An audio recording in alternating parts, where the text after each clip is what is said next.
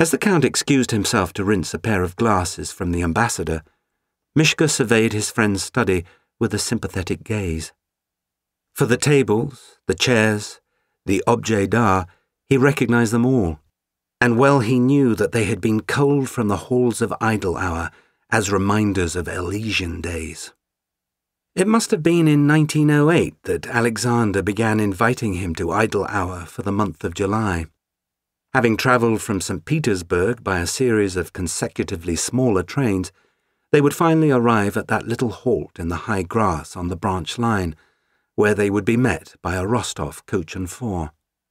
With their bags on top, the driver in the carriage, and Alexander at the reins, they would charge across the countryside, waving at every peasant girl until they turned onto the road lined with apple trees that led to the family seat. As they shed their coats in the entry hall, their bags would be whisked to the grand bedrooms of the east wing, where velvet cords could be pulled to summon a cold glass of beer or hot water for a bath.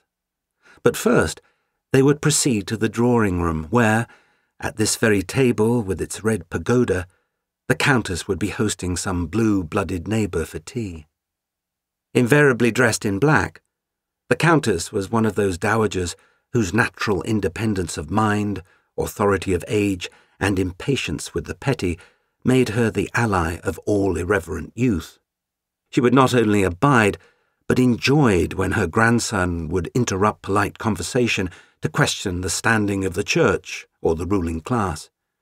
And when her guest grew red and responded in a huff, the Countess would give Mishka a conspiratorial wink, as if they stood arm in arm in the battle against the boorish decorum and the outmoded attitudes of the times.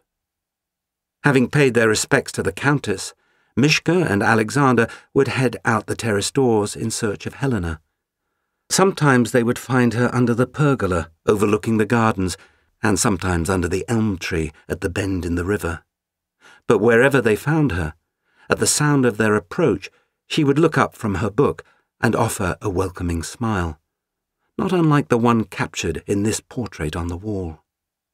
With Helena, Alexander was always his most outlandish, claiming, as he collapsed on the grass, that they had just met Tolstoy on the train, or that he had decided, after careful consideration, to join a monastery and take an eternal vow of silence, immediately, without a moment's delay, or as soon as they'd had lunch.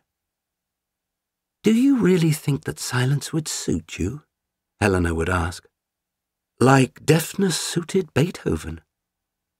Then, after casting a friendly glance at Mishka, Helena would laugh, look back at her brother, and ask, "What is to become of you, Alexander?"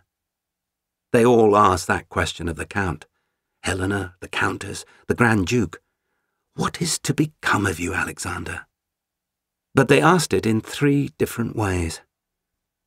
For the Grand Duke, the question was, of course, rhetorical.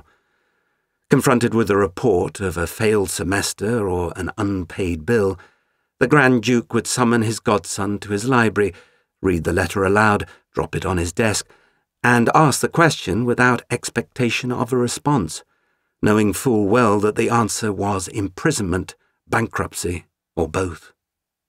For his grandmother, who tended to ask the question when the Count had said something particularly scandalous, "What is to become of you, Alexander?" was an admission to all in earshot that here was her favourite, so you needn't expect her to rein in his behaviour. But when Helena asked the question, she did so as if the answer were a genuine mystery, as if, despite her brother's erratic studies and carefree ways, the world had yet to catch a glimpse of the man he was bound to become. "What is to become of you, Alexander?" Helena would ask.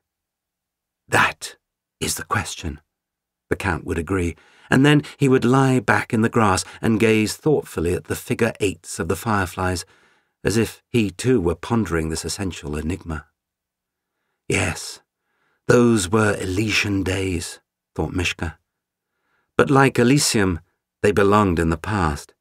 They belonged with waistcoats and corsets, with quadrilles and bezique, with the ownership of souls, the payment of tribute, and the stacking of icons in the corner. They belonged in an age of elaborate artifice and base superstition, when a lucky few dined on cutlets of veal and the majority endured in ignorance. They belong with those, thought Mishka, as he turned his gaze from Helena's portrait to the 19th century novels that lined the familiar little bookcase. All those adventures and romances spun in the fanciful styles that his old friend so admired. But here, on top of the bookcase in its long, narrow frame, was a genuine artifact. The black and white photograph of the men who signed the Treaty of Portsmouth to end the Russo-Japanese War. Mishka picked up the picture and surveyed the visages, sober and assured. Standing in formal configuration, the Japanese and Russian delegates all wore high white collars, moustaches, bow ties, and expressions suggestive of some grand sense of accomplishment, having just concluded with the stroke of a pen the war that their likes had started in the first place. And there, just left of centre, stood the Grand Duke himself, special envoy from the court of the Tsar. It was at idle hour in 1910 that Mishka first witnessed the Rostovs' long-standing tradition of gathering on the 10th anniversary of a family member's death to raise a glass of Chateauneuf de Pape. 2 days after the Count and he had arrived for their holiday, the guests began to appear. By 4 in the afternoon, the drive was lined with surreys, britskas, droshkis, and gigs from Moscow and St. Petersburg and all the neighbouring districts. And when the family gathered in the hall at 5, it was the Grand Duke who was given the honour of raising the first glass in memory of the Count's parents, who had died just hours apart. What a formidable figure the Grand Duke had been. Seemingly born in full dress, he rarely sat, never drank, and died on the back of his horse on the 21st of September 1912, 10 years ago to the day. He was a right old soul. Mishka turned to find the Count standing behind him with 2 Bordeaux glasses in hand. A man of another time, Mishka said, not without reverence, returning the picture to its shelf. Then the bottle was opened, the wine was poured, and the 2 old friends raised their glasses on high.